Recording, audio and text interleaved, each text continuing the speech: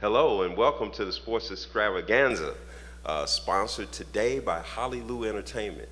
I'm Tony Dean, your co-host, and I'm here with the coach, Kelvin Lee. How you doing, Coach? I'm doing great, Tony. Appreciate you. Another Saturday, and it gets better. But again, before we get started with our guest for today, I'd like to give a shout out to, again, what's going on in St. Louis. Again, Bradley Beal. Again, last week we talked about him being in the Olympics, but now the COVID situation, he was put in protocol. He's not going to get a chance to go to Tokyo and participate in Olympic Games. But I reached out to him, we want to say a prayer for him, pray for him in that day for his health, more importantly. And again, his health is more important than participating in those games right now. Get healthy and he'll be back, and finish his career out. But again, he texted me back. He appreciated all the love we have for each other. But again, we just want to talk about that for a split second. But again, I'm looking across the way over here, man. Again, this thing gets better and better each week. And again, we got the legend. We got a number one coach in St. Louis history right here with Coach Marvin Neals. Coach Neals, we appreciate you being on today. Thank you for having me. Yeah, no doubt. We're gonna give it back to Tony now, and let's get this show rolling, Tony. Let's get this show rolling. You're right. And when you speak about family, it's important that Bradley Beal and his family is feeling better, doing better, but we also have family in the house. And that's you, Coach Marvin Neals. 675 victories, Coach. Missouri Basketball Hall of Famer. Thank you. No problem, Coach. Coach, we could go so many ways in starting this, but I guess it starts, the best place to start is always at the beginning. Sumner High School, a three-sport athlete at Sumner High School. And then basically from there, being a scholar athlete as you are, you got a scholarship athletically and academically to go to Fisk University. Tell me from there, how did things go for you after high school and Fisk University? How did everything come about to you becoming a head coach? Well, it was kind of a strange situation. I started out after high school to become a dentist. But then, of course, my father died when I was right after my sophomore year, so the money wasn't there, and I kind of realized that when I got down there. And so, I said, well, I'll stay down here for a year and a half, and then I'll transfer. So I was in between careers. I didn't know what the heck I wanted to do. I thought about law, but then again, I got the same problem, money facts in law school. I looked at St. Louis U Law School, and I said, my mother can't afford that. She gave me $5 a week, and by Wednesday, that was gone because I ate that up. And because we used to practice, eat before you practice. So I was down at a place called the Ice House, and I was eating sardines and crackers and 10 cents a can of peanut butter. And today I do not eat peanut butter nor sardines. Don't blame you. Because I ate enough of them in 1960. So then, I came home, and the summer I talked to my mother, and Billy Key was the head basketball coach at Harris Teachers College at the time, and he talked to my mother and kind of convinced her to come for me to go there. And that was the greatest move I ever made, because I went to Harris Teachers College, and from there I got a job right after I graduated. And I taught elementary school. In fact, can you imagine a 6'4" guy teaching third grade? Because that's what I taught. But that's because you had that ability. I mean, your academic acumen was great. But the thing about it, I got to go back for a second. The Harris Teachers College. Okay. Because you're being modest. I mean, at the time you left Harris Teachers College, you were the all-time leading scorer, 25 points a game. So clearly, basketball was there in your blood. I know teaching was there too, and you showed that as well. But that basketball ability you had and that basketball forethought, it was always there. Well, I kind of always wanted to play college basketball. And at first it was Fisk, and I was in love with Tennessee State because we were right down the street. And I got a chance to know a lot of the legends there, Dick Barnett. I argued with these young guys today. I said, if they had that three-point shot when Dick was playing, he would have set the record. It wouldn't even been a record because he shot it so far out in those little gyms, And when I got to Fisk, it was kind of strange. I was a modest guy. I never, like I told you the other day, I don't like talking about myself at all. But I was kind of modest. But I used to read a lot. So I read the Pittsburgh Courier, and I recognized a lot of the black guys that played in black colleges. Willis Reed and I graduated the same time, and Bob Love was a year behind me. Oh, yeah. So a lot of those Butterbean. guys, Jim Dandy, guys you probably don't even know their names. Yeah. And Johnny Barnhill was a very good friend of mine too. And so I got a chance to play some pickup games with Barnett, and he wasn't no joke. Yeah, Dick Barnett. I mean, Dick would look at you and say, "Next time, baby." Down in the South, they talked about each other. Right. One guy one guy was trying to guard another guy. And he said, "Man, does your mother know you out here trying to guard me?" I mean, stuff like that. This was before Muhammad Ali. Right. The guys just talking trash. Oh man, talking trash all the time. I mean, there was a guy that came down. Tennessee State played Southern, and Southern had the #1 small college football team, and they had a quarterback named Cyrus Lancaster. And he came through the cafeteria and was asking all the girls, "Do you know who I am?" And they said, "No." He said, "Well, after tomorrow, you will know exactly who I am." All right. They beat Tennessee State. How about that? All right. That confidence. State. Yeah, man. Yeah, that confidence. Because Mackley Hill, who died on the operating table, he was a fullback on that team. So see, I had done my homework on black colleges. I knew all. Cleo Hill was one of my closest friends. He and I, when I was in the hospital after my stroke, I think Cleo must have called me every day of the week. Wow. Great ball player. I mean, the greatest ball player that came out of Winston-Salem wasn't Earl Monroe. It was Cleo Hill. Wow. How about that? See, a lot of people wouldn't know that at all. I didn't know that. Because you figure the Pearl was the guy. Oh, yeah, I mean, the Pearl, just like anything else, you get publicity as the younger you are. I mean, Pearl was tough, don't get me wrong. That spin move he had, I tell you, that's why the Knicks got him, because he was killing Walt Frazier. And I knew Walt pretty well, they couldn't guard Pearl. Yeah, they couldn't. But it was an experience, and I enjoyed it. And going to Harris Teachers, I got a job. I was able to complete my studies and everything and get a teaching job. I played 6 months with Goose Tatum. You may not have heard of him. Right, the Road King. Goose Tatum. Yeah, Goose the Road Tatum. King. I was the shooter. Oh, yeah. For 6 months, and I decided, no, I better go to work. Yeah. I had a family at that time. I better go to work. And speaking of going to work, Coach, I know you had a question about the coach once he got actually into coaching. Mm-hmm. Well, Coach, again, I came across you when I was at Chaminade. You remember? Right. We had some great battles back then. Right. I don't know if I ever beat you, though. You can maybe elaborate on that. I think I got you. I can't remember. I think I got you one time, Coach. It was in the Christmas tournament. And I apologize to you because my team was mad. I had pissed my team off. I said, Coach, I'm sorry, but they were ready to play. Yeah. So I think we got you in the Christmas tournament, but that's okay. Yeah. But again, I just looked up to you. You're what I call, every time I talk to you, I say, my hero. You're my hero, Coach, again, because, again, the way you dress, your manner on the court, they talked about how disciplined you were. I mean, you instilled discipline in your players, and I picked up on that from you and the way your team played. Your team always played hard, all right? Again, let's talk about your teams and how you were and how it all started with you. Let's talk about it. Well, I played for legendary Coach Jim Price at Sumner High School. Back in my day, we didn't get any coaching until we got to high school. Coming from a black situation, I went to Riddick School, graduated from there, went to Marshall, spent 6.5 years there, and then from there went to the Sumner High School. And, in those days, guys that came out the neighborhood, we could not play AAU ball or go to camp. Ed McCauley had a camp, but you couldn't go because you were black. Now, if you went to Beaumont, Central, or McKinley, you could play American Legion baseball, because I played baseball also. And, but, that wasn't opened up. So all we had to do was get on the playground and hone our skills on the playground. And, some legendary players came out of St. Louis that a lot of people today have forgotten. We don't do a good job of keeping our history together,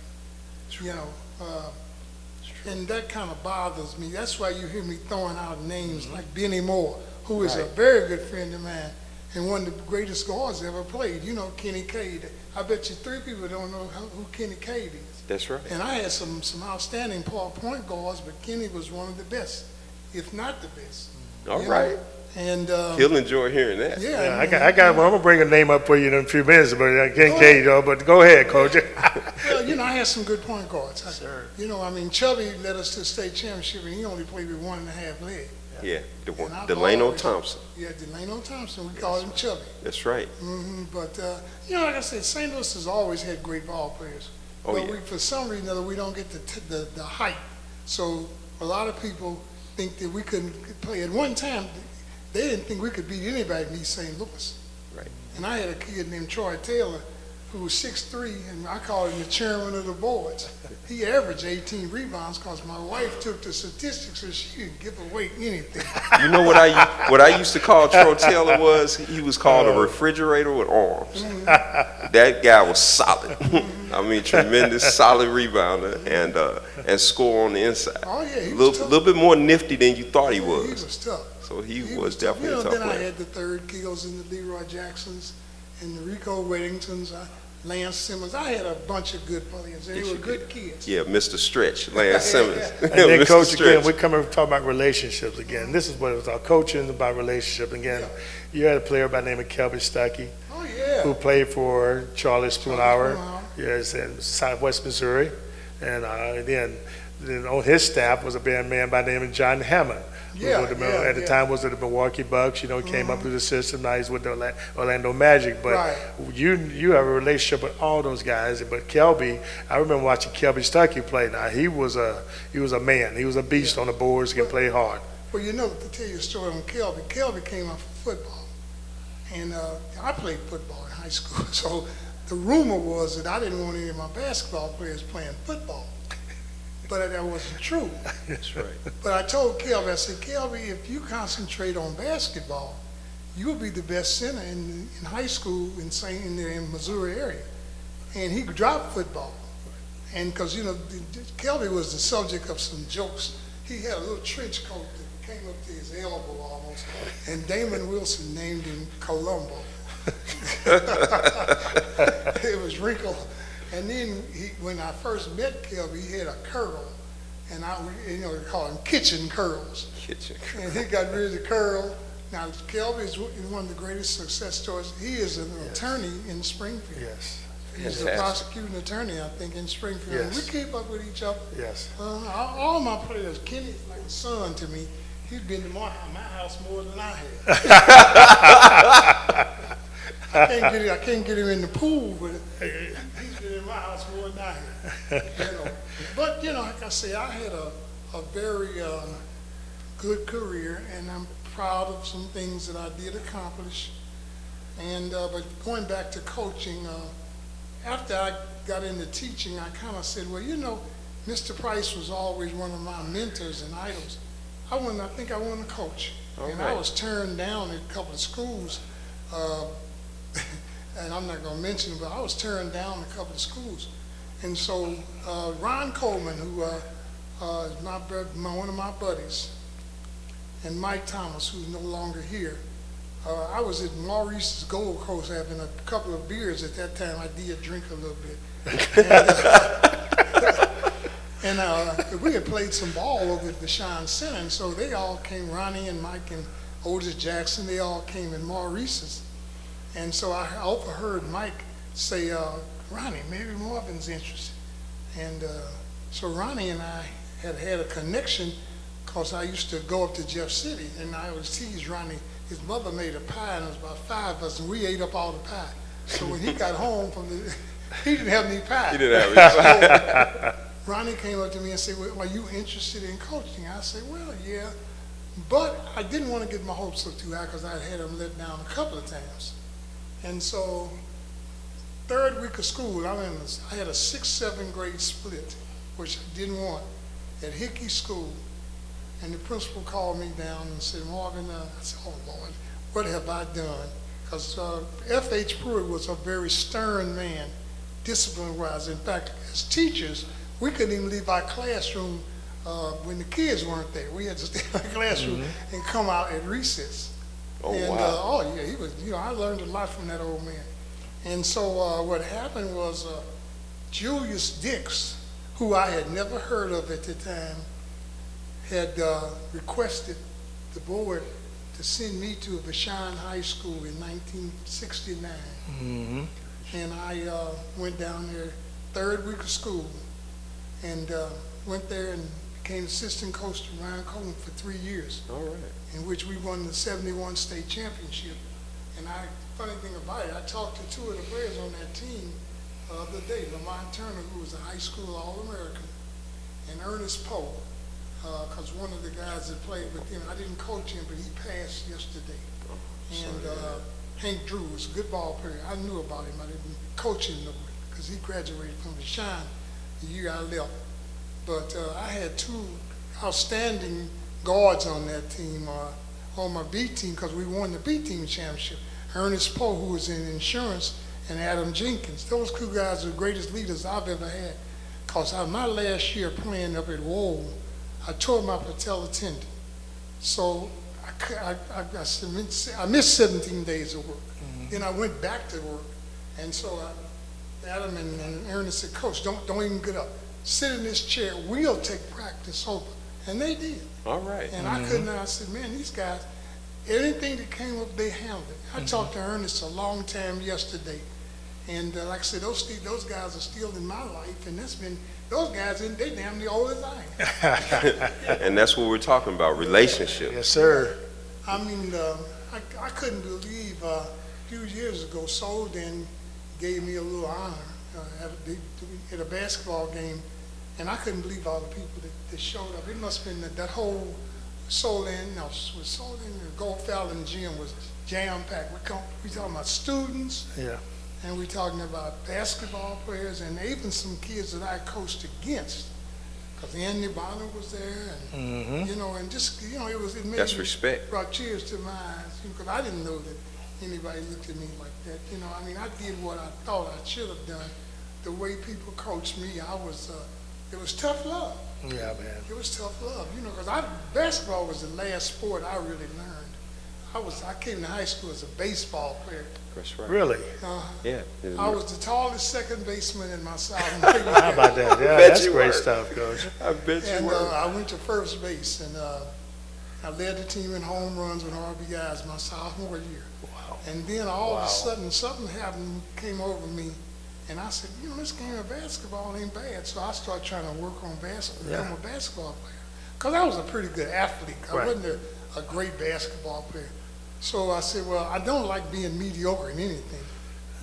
So my senior year, I said, hey, I'm gonna be one of the best ball players in the city. Right. I think I was. But listen to what you said too, Coach. Something came over you, and you decided to try basketball.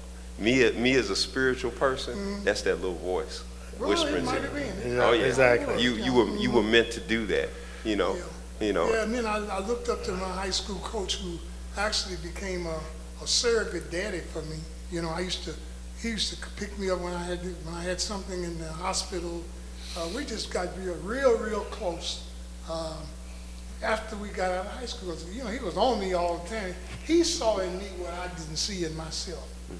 Like I say, when I went to Fisk is when I kind of thought I could play this game, because some of the guys that I had read about, I was doing pretty good against those guys. Yeah. Oh yeah. And You were doing your thing. Yeah, is what you Yeah, were man. doing. I never lacked for confidence, but if the coach said go to bed at 3 o'clock in the afternoon, I went to bed at 3 o'clock. I was That's not great, the kind Coach. of guy that broke rules and stuff. That's that discipline. Your discipline. Yeah. And Yeah. so when I got into coaching, that's the way I was brought up, so that's the way I coached. Well, Coach, I got another name for you again. I'm just going to keep on going with you this time, man. That's right. He's one of my assistant coaches now at U City. And when I hired him last year, it kind of like solidified my staff. And I look out here today, one of my assistants here today, Maurice Jeffers, who I think is one of probably the best assistant coaches in St. Louis. But Dwayne Polk came in. Polk was one of my best guards. He's up there with Kenny. I had some great Glenn Marshall, Ken, Ken's like a son to me. That's why, You know, he's like my son. He got a lot of siblings, but I'm like his daddy. You know, and I love it. like I said, Glenn Marshall, who a lot of people don't talk about too much, Dwayne Polk, played for me as a freshman. Okay. And he started for me as a sophomore when we took a second in the state in '85, you know. But, yeah, Dwayne Polk's He really looks up to you, Yeah. Coach. I mean, he talks about you all the time. Yeah, he was All one the of the time. swimmers he came over to my house when his girlfriend was in the pool. None of your players could swim, Coach.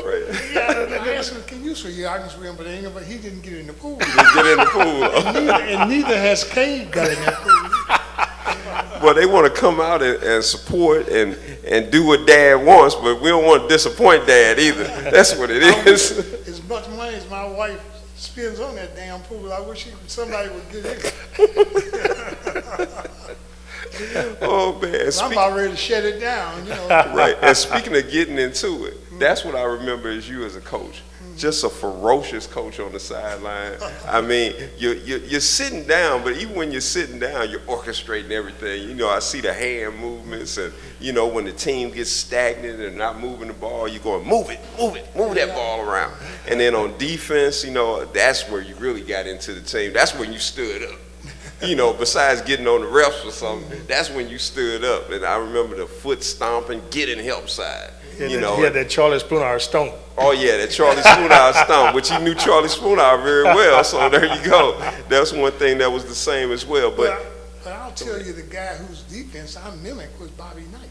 Yeah. Now, Bobby Knight was good to me. A lot of people don't like him, but I remember spending about 2 hours at the Marriott Hotel with Bobby Knight, just talking about defense after Wow. he had finished his presentation. Wow. You know, and I was kind great. of, and I didn't know. I said, Bobby, you know, I said something. And we sit in one of those little booth stalls and doing all this stuff, you know. And every time I would see him, he would always recognize me. that's great. That's And good I stuff. knew he threw chairs and he did a lot. Coach, we've all done a lot of crazy things in our lifetime. Now, come on. I'm sure you can probably talk about something don't you've even wanna done. talk about You don't want to that. talk about it, do you? When we talk about ferocious on the sideline, there's some things. Oh yeah, I'm sure Coach remembers some things as well. As Rudy Perry said once, he said, Coach, you played a great game. We played somebody, and I guess I was all animated and jumping up and screaming and hollering. And after the game, the reporter said something to him. He said, Marvin, you played a great game. And I always tease him about it. He's one of my close friends, one of my greatest. I had good assistants. And one of them, unfortunately, was my stepson, who I just lost a few months ago. We didn't always see eye to eye, but one thing about him, he was a hard worker, and Yes.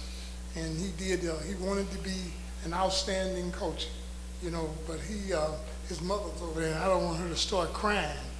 But Ronnie was, you know, he was very dear to me. He's a great man. Yeah. Great man. He specifically, my son was wanting me to talk to you and wanted me to say to both of you, give his personal heartfelt condolences because he played for Ron. Yeah, right. And, you know, he was a fixture playing for Ron. When Ron coached JV, he was a starter for Ron. And they had some great moments together. Great moments before he went on to play varsity. Those JV moments, he maybe remembers even more. I think he remembers them more because he got more playing time maybe at JV than he did when he went up to varsity. But Was that Coach Neals? yeah, Coach Neals went to varsity. I think he was in that group with DeAndre Gilmore, some good. That's right. Good ball players. And Marquise Jones. Good ball players, yes. They're good And ball who players was too. that Good other goalers. kid, the 2010, Wendell Crowder, and what was the other guy's name? Marquise, no, it was Eric Clark. Eric, yeah. Yeah, so unfortunately, sometimes the timing is off. Right. Yeah, he got on the court. Not as much he maybe wanted to, Oh, yeah. but he got on the court. That was fine. Hey, Coach, you want to talk about your days at Cardinal Ritter, you know, towards the end of your career. I think people would like to hear about that, if you don't mind talking about it. I kind of rehearsed that before I came on the show. Well, you know, Cardinal, what happened, In 1999, I retired from the St. Louis public school system. I was a principal at Stevens Middle. And I stayed home for a year and enjoyed it, you know. And then Preston Thomas called me one day and asked me, he said, I'm going to take a job with the Globetrotters. Would you be interested in coaching Cardinal Ritter? And I said, well, I don't know. I said, I had said I would never coach another school other than Soul Dan. So I went to the boss over there, and the boss didn't totally give me the green light. You know, she said, these kids have changed. They've done this, they've done. I said, okay, well. So, you know, my theory is always nothing beats a failure but a try. That's right. Exactly. So I didn't know I was going for an interview. So they called me over to Cardinal Ritter. It was on Thelka at that time. And so Carmel, who was the principal, I knew her. We grew up on the same block. She was farther north than me. Carmel Allen. Yeah. And so the late Kevin O'Brien, who I thought a lot of in Carmel, and somebody else was sitting in there, and they interviewed me. I didn't know I was interviewing for the job. I thought I was just going over there to talk. So next thing I know, they hired me. I said, well, I'll try it for 4 years. I was 58 years old. And I said, well, you know, I'll work coaching for another 4 years. Then I started joining my Social Security. So I wouldn't have to do anything because I got my retirement. Right. So anyway, make a long story short, I decided to take the job. I said, I'm going to do it for 4 years, and then I'll go back to doing what I was doing. So those 4 years turned into 15. Yeah. Wow. So during that time, I inherited a little young team led by Kenny Burke. That's right. Kenny Burke. And Tremendous shooter. we weren't that big, but we were competitive. And so the first year I was there, we took third in the state. We should have won the state, but they wouldn't let us guard the big boy from wherever. I forgot what was the name of that school, Dorothy. I forgot the name of the school. What was the name of that school that we played in the semifinals Semifinals of state? of the state? I can't think of it. Anyway. That's all right, Coach. So anyway, we really couldn't guard him, and we were small. Duran Bird was, 6'2", Right. and he was a Troy Taylor-like kid. And so we wound up, I remember having a meeting after we lost that game to go into, and you know, a lot of people don't pay any attention to third place games. I said, hell, this is important. Yeah. We can go out and win. So I had a meeting in my room, and you know, I went to work on the kids, and they played like possessed people the next night, and we beat we beat the team we were supposed to play. And that was the only time that Kenny Burke missed a shot. It was a key shot. Believe it or not, he was one of my great guards. You know, he didn't have a great college career, but he was, for a high school player, he was good. Tremendous shooter. So 2 years later, that same group went 31-0. That's right. Went 31-0, and we won our second state championship. Then in 2010, I think it was 2010, I'll have to tell this story. We played a team out of Kansas City. And that team, they were pretty athletic and pretty quick. But to be honest, they had never seen speed like we had. Right. So one of the guys said something in the paper that we hadn't seen speed like they had. And one of the teachers from Cardinal Ritter, I can't think of her name, she called me, and she had read this in the Post. So naturally, I shared this with my kids. And when we got through with those guys, they were breathing like they had run a mile. I mean, we wore them out. Right. You know, they had never seen speed like we had, you know. And one article that was in the paper a couple of weeks ago, you probably read it. It was talking about those twins that played, the Ortman twins that played. Yeah. Well, I called the kid we beat them in the semifinals to go to the state tournament in my first year at Cardinal Ritter. And this young man, who was a freshman at the time, blocked one of the Ortman shots that may have won the game or tied it or whatever. And he was a freshman. He wound up to come to be one of my good players. He wound up in the dunk contest in Detroit. I was there sitting right there watching, and that was Terry Evans. Oh yeah, Terry Evans, a great Yeah, player. Yeah, I call him T-Rock. Altogether, 4 state championships Yeah. Yeah, at Cardinal Ritter. Yeah. A coaching career, like I said, 675 victories. And there's not too much else to be said. I mean, we could go on and on forever, obviously. But Coach, it's just been a pleasure having you on. Thank you. A pleasure you coming on the Sports Extravaganza. And we look forward. And Kelvin's seeing one of you my next favorite time. people. I read his article Coach, every day. that's what I was going to say. I read his stuff every day in my phone. All You know, right, I great. send the devotions out there every day, Coach. I appreciate you reading them, man. We, Yeah. That's what I was going to we say. both Anything you got to God-fearing add? people. I wouldn't be where I was, where I am, if it hadn't been for God. That's right. Amen. Yes, sir.